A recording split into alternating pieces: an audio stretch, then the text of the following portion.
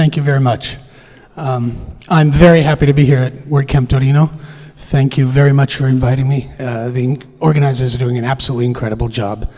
I'd like to start out by explaining who this talk is for. This talk is for anybody who's working with clients, whether you're working with external clients or whether you're working with internal clients because you work in a large company that has internal projects. All of these things can apply. In the 20 years that I've been doing this, I've seen that starting out with a very small company and then growing it to be a large company that works with enterprise clients, the lessons are always the same. And I hope some of these things can help. I've condensed almost a 3-hour workshop presentation into 10 slides and hopefully 25 minutes. If we don't get through questions here in the room, I'll be available all day for questions. So, the first thing to take in consideration in project management is during the sales process or during the process of starting the project, what kind of client is it? Who is your audience?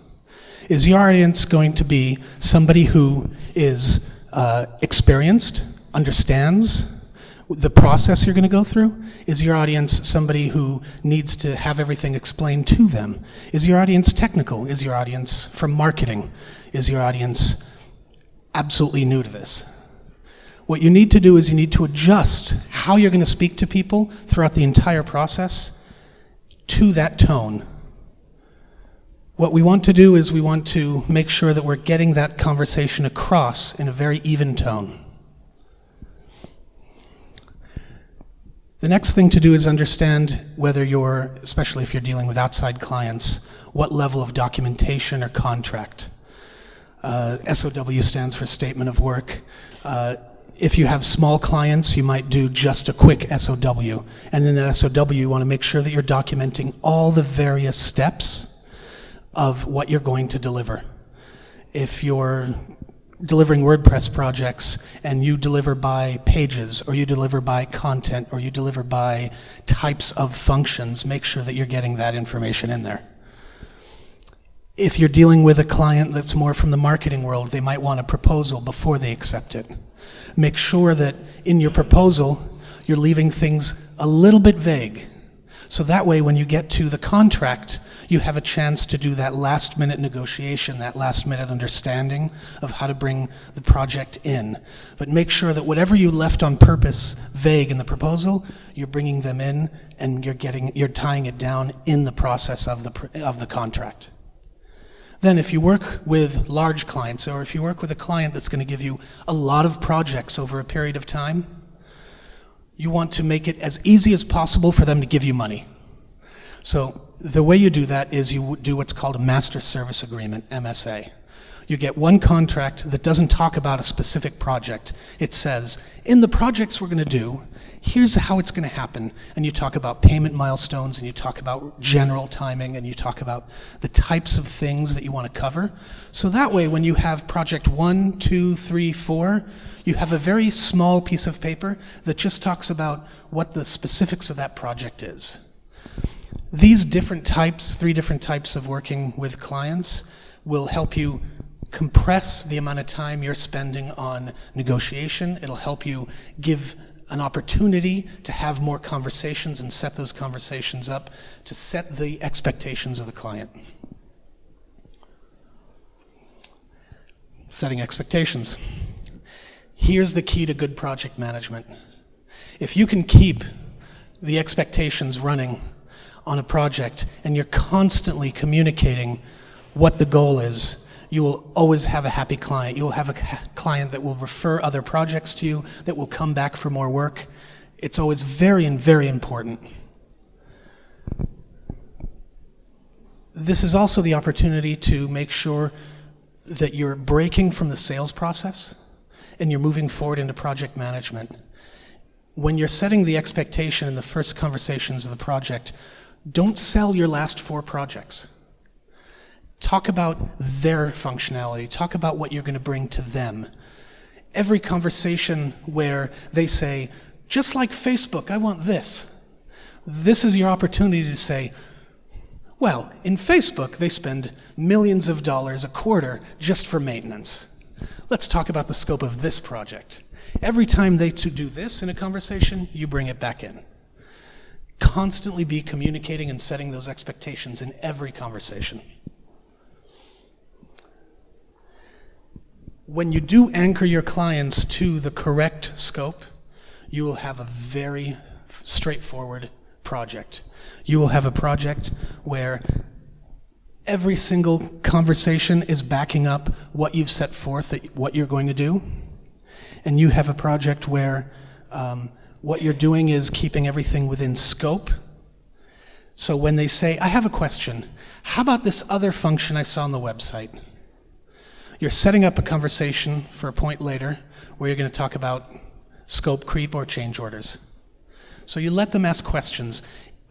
This time is absolutely very important to make sure that you're listening to everything they're saying and you're taking notes. And you may not address it right away. You may say, we're going to take a look at that and we're going to get back to you. Remember that you're the expert. Remember that they're paying you for your time and your expertise. So if they ask a question, you don't have to have the answer ready. You can go and do the research and get back to them. And telling them that actually gives them a respect for your professionalism. Now, always write everything down. I have the honor of coming from an Italian family. So we do a lot of talking. And we talk and we talk and we talk. And if I'm talking to a client, we talk for half an hour and then I put down the phone.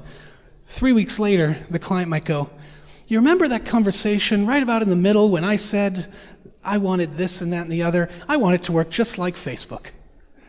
I'm sorry, I don't remember that. You're going to have a conflict there. So every time you have a conversation, document it. If you have a conversation about a bigger scope, and you're trying to explain to them how it's actually going to work, follow up with an email. For those of you who use Gmail or Google Apps, there's canned responses. I set up a template in canned responses for a follow-up email. So every time I have a conversation with a client, I have a follow-up email that has a few fields on it, and it says what was discussed, roadblocks, next steps, key deliverables, things to be resolved. So those things remind me when I'm writing the email from the conversation I just had to document that. This is a very important tool. Now, you're going to have arguments, just like these guys. You're going to have a point of view that's different from your client at some point. The key here is my personal philosophy, and I get a lot of debate about this in the WordPress world, never say no. The client is always right. A lot of people in the WordPress community like to tell me, well, no, we're the experts, so if it's impossible, we need to say no and we need to explain why.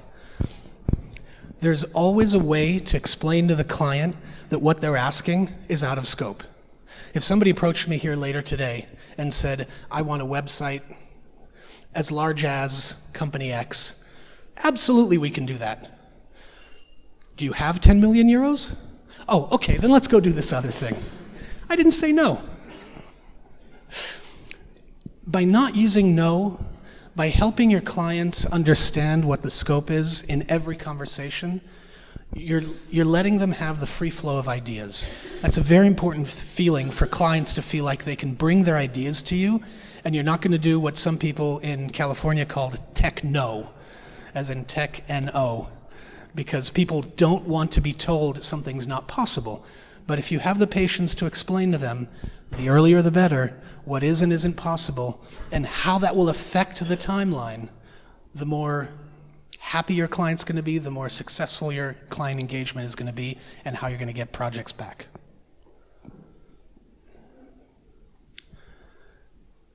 So, anybody here ever have a client delay? Yeah? Okay, almost everybody, I would assume. What ends up happening is you give a client a comp, you give a client a design, you give a client something to look at, say, I need an approval for this, and they disappear. How do you manage those things? The goal we set at Crowd Favorite and 40 is specifically If they have a client, if they have a approval they have to give us on Monday, we call them up and we say, hey, how's that going? They go, we'll get it to you. Okay. The next business day, we send an email and we say, hey, just to remind you, we need this approval. If it goes on much longer, you might create a delay in the project, and that might have consequences on the timing of the project or on the scope of what we can get done. 3 days go by. Nothing happens. You get to day 5. Business day 5, that's when you're sending an email and you're saying, I really need this. We've created a roadblock. Depending on how you deal with your clients, either A, I have to put this project on hold, B, there's a penalty clause that I'm going to have to ramp down the project and work on other things while I wait, and then when I have to pick it back up, you're probably going to have to wait for me to finish another project, or you're going to have to pay a rush fee. Or C, depending on the type of client, and if you have an ironclad contract, then it's a matter of time of saying, okay, well, we're just going to put the project on pause, and there's going to be a late fee for every day late that you get your approvals to me. Now, depending on the size of your business, the size of your clients, one of these 3 will apply. If you haven't ever done that, again, come ask me how to implement that in detail, because we don't have time today, and I'll give you some tips.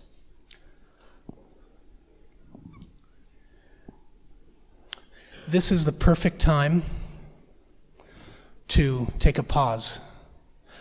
When you've done a lot of the work and you're about to show them online the beta before it launches, a lot of you hopefully are doing QA testing and then you're showing it to the client before it launches. It's on a staging server or something.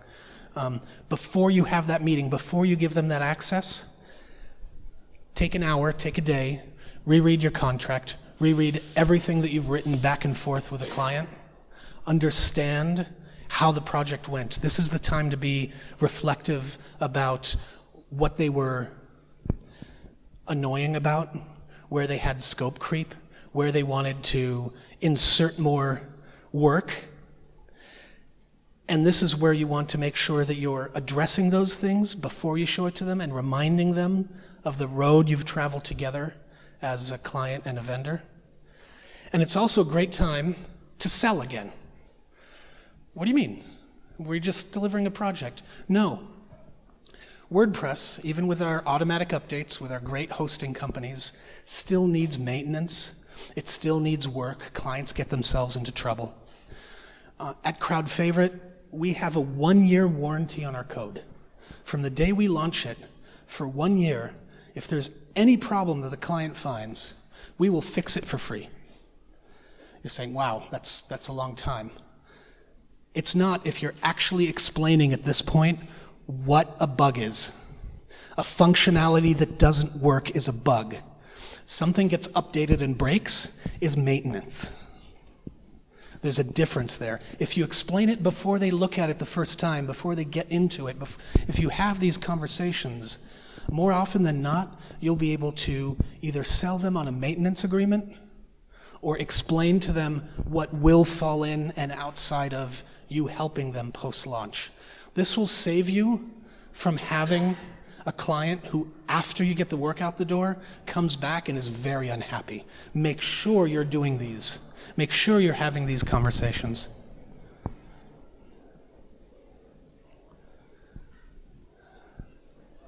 Scope creep. Scope creep is a very American term, but it means when the client wants to do more than what you contracted for.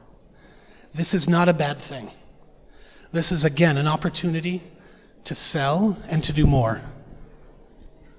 So what we're going to do here is when a client comes and says, you delivered these 10 things, but I want 11, 12, and 13.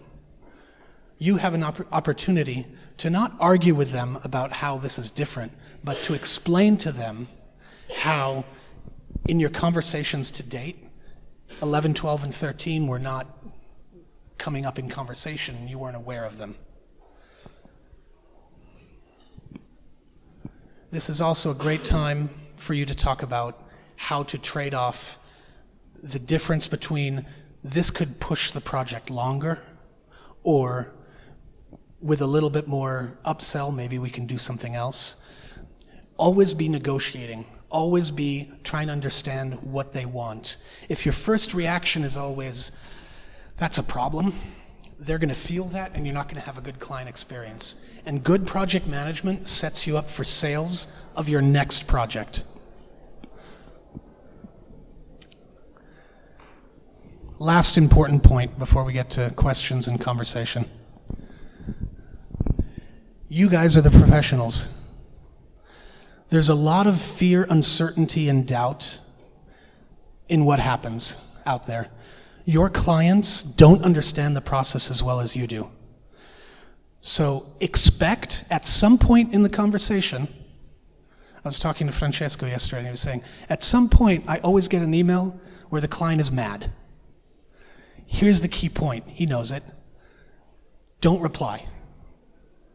Make yourself a rule, depending on your personality. It might be 20 minutes or it might be 20 hours. Read the email, take it in, don't reply. There's no reason to react to a mad client because probably they're upset, they're mad, they're frustrated because they don't understand something. Even if they're saying they're upset about time or they're saying they're upset about whatever it is, probably once you start talking to them, you will find out that it all has to do with them not understanding something. And in walking it through, you'll be able to get through that. So when you get these emails, if you can, do not react by writing back the email. Even after you have the time to digest it, I suggest getting on the phone, getting on a video conference, having a face-to-face meeting first, and then following up in writing.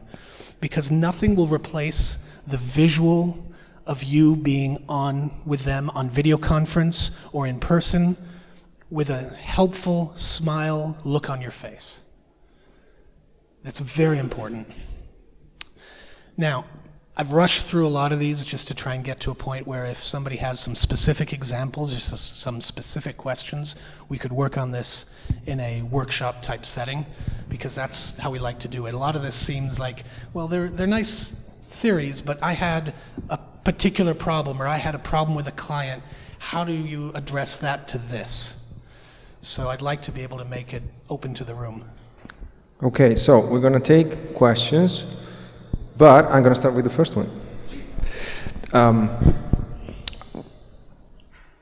You run a large company compared to many consultants or small shops, but you come from a small shop, right?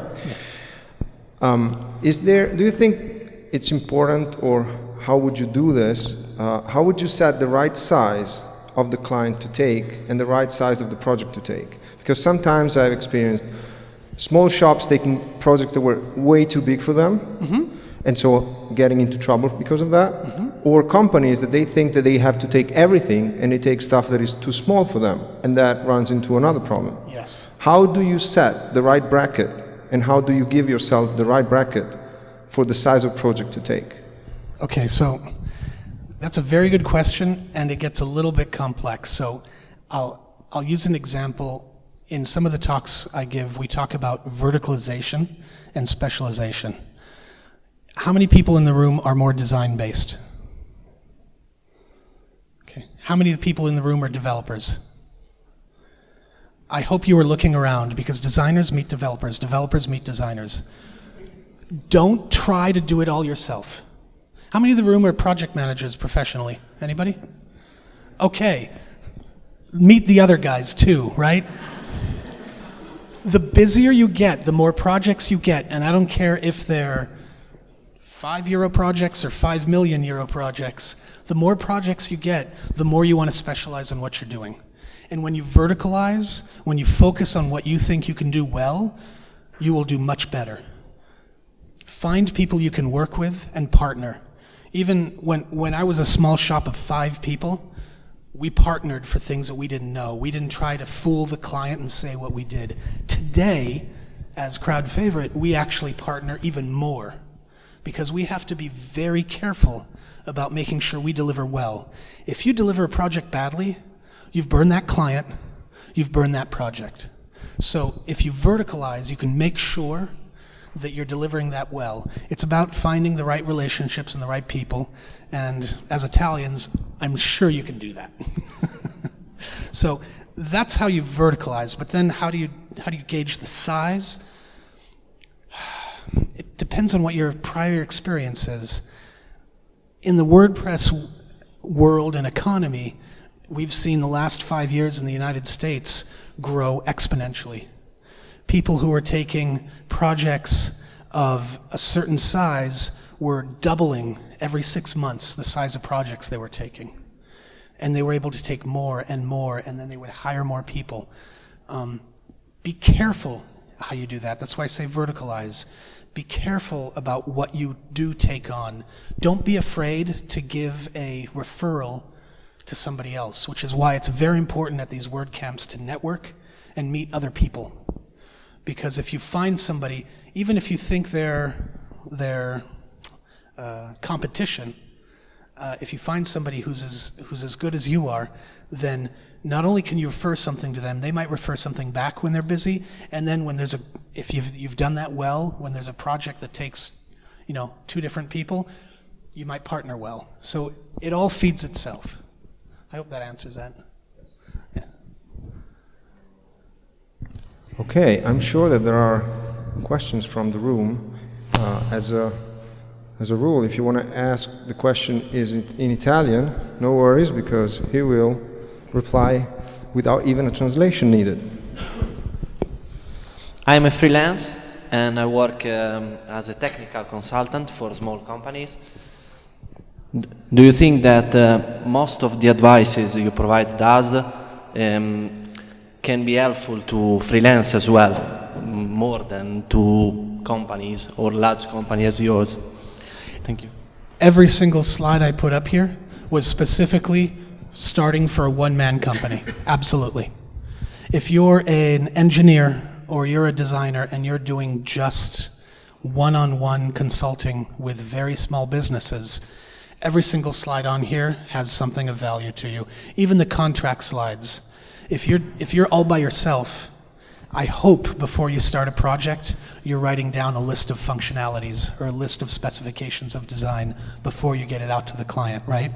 The key is when you get your 10th project and you need to work with the person sitting next to you on the next project, if you've gone through the documentation on that smallest type of contract, you might decide, okay, this is where I need to get to the next level of contract. I may need to have to do a proposal. Or once you start working with a group of people, you might say, okay, we need to do an MSA because this is a client who's going to have 10 projects over the next year, right? So hopefully every single one of these slides has something that can specifically help.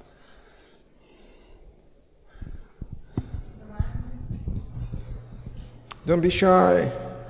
Oh, come on. There's got to be something. I'm sure there are. I'm going to go in the back. I'm going to take a question from this area. If you don't raise your hand, I will pick. You see? It works every time.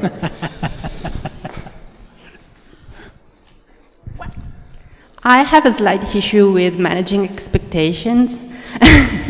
And in particular, I was wondering, how do you deal with, well, I get the part where you have to help them self-select a realistic path, okay? Mm-hmm. It's actually what I would like to be able to do.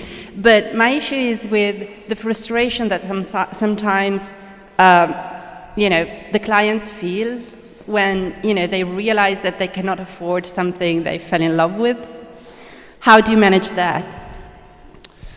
So the first thing to do, and there's nothing special in telling you this, is talk about a phased approach. If a client comes in with 500 euros and actually wants Facebook, there's not a lot you're going to be able to do. But if a client comes in and says, look, I really want a site with a learning management system on it, and you give them a price where you're going to put in Lifter LMS or one of the other LMS systems, and they say, I can't afford that, I can only afford half of that. That's when you start talking about a phased approach. You say, okay, well, this is what we can do. For instance, we can design your WordPress site in mind that we're going to add the plugin later.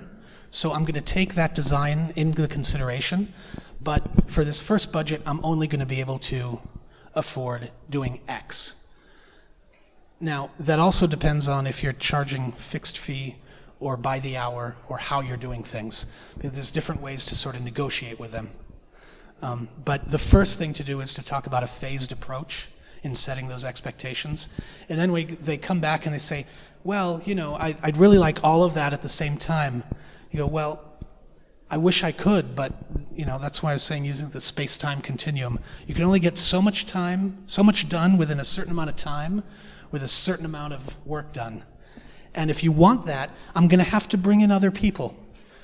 Even if that's not necessarily the case, I'm going to have to bring in other people. And to bring in other people, that's going to raise the cost. So it's really out of my control. If instead of saying no to the client, you say, look, I'm trying to help you with everything that's in my control, you have a much better reaction. It's like, it's a common problem for us. Your problem is you don't have enough money. My problem is I don't have enough time to give you without that money.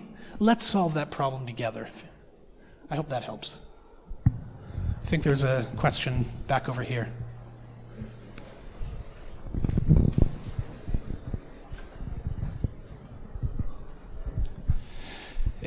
Ciao e grazie, è molto interessante. Volevo sapere come valorizzi la manutenzione dell'applicativo una volta online, cioè come far capire al cliente che bisogna spendere anche una volta consegnato il sito pronto.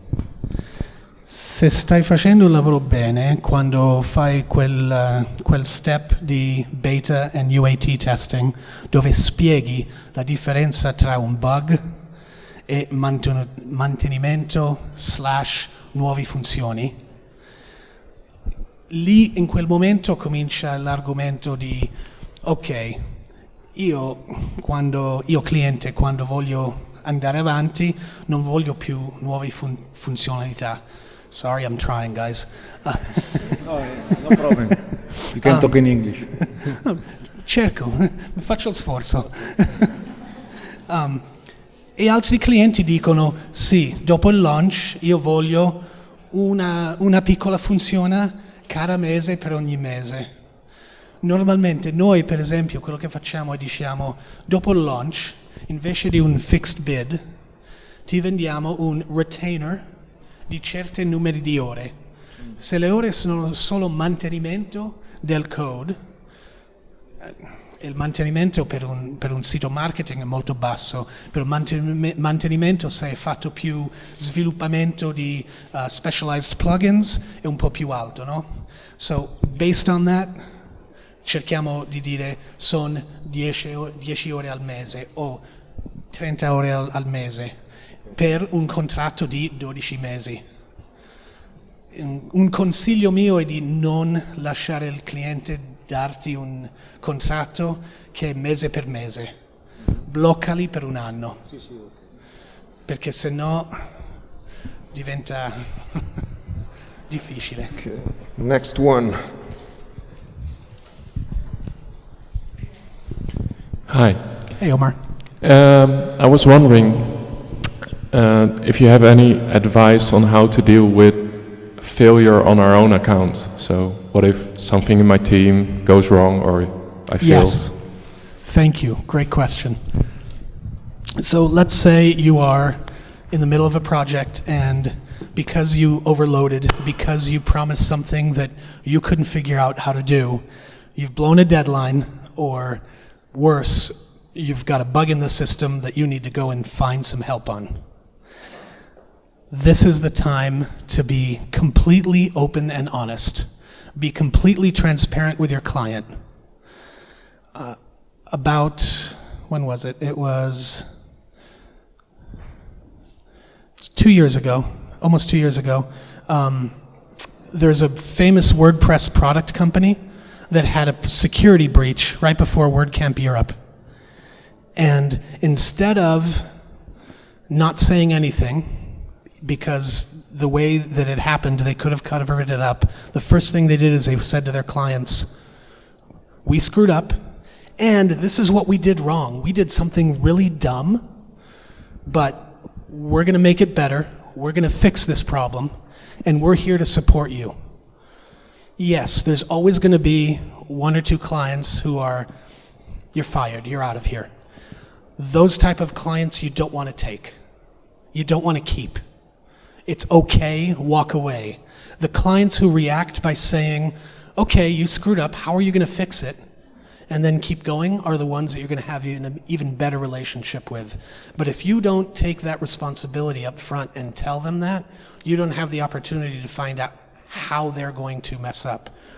Or worse, if you hide it and you actually get through it, and you get to the other side, when they then have a problem, you don't have any bartering, you don't have any negotiation. So always be completely transparent about that stuff. It'll take you much further in your next sales and in your current project.